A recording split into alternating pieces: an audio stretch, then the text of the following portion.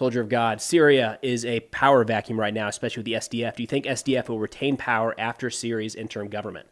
This is one where you could actually see some conversation between Jolani and Trump, which I don't think is off the table. Jolani's done a pretty good job. So he's the new leader in Syria, and he's done a pretty good job of kind of remaking his image. You're seeing diplomats show up in Syria that would never be caught dead with anybody affiliated with, even in the past, Islamic State or Al-Qaeda. All of a sudden, Jolani takes over Syria, and we've got senior diplomats showing up to talk to him. That's different, and I think it kind of opens up some new possibilities.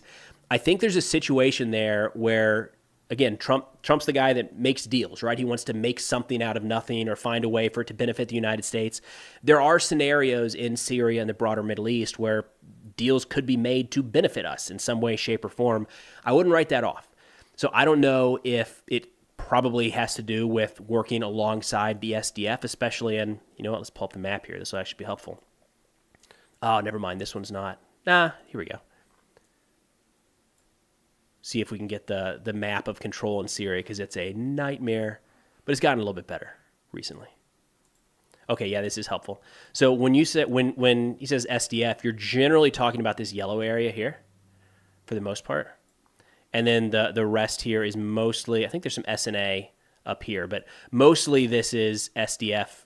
The yellow. You're seeing the breakout between Jolani in Damascus and then the SDF, which is U.S. backed. So this is the group we tied in with to fight Islamic State.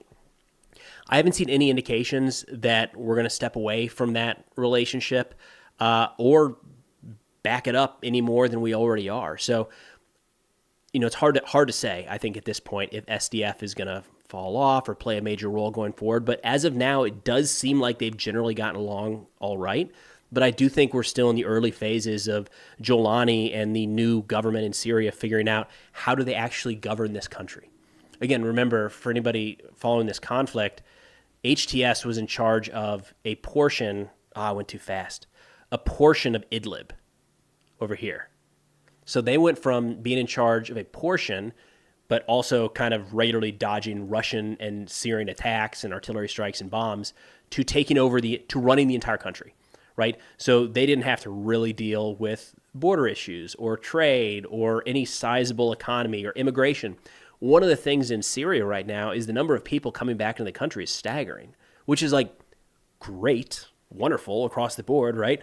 Love that people are able to go back to their homes after they've been displaced for God knows how long.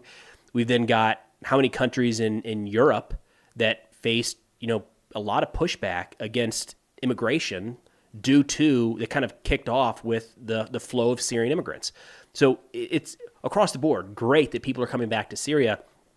And the group having to process those now is HTS, an organization that has never had to deal with anything like that in the past. So all of that to say, I think right now they're probably going to leave the SDF alone. It's just not worth dealing with. SDF generally has things clamped down up here when it comes to especially battling Islamic State.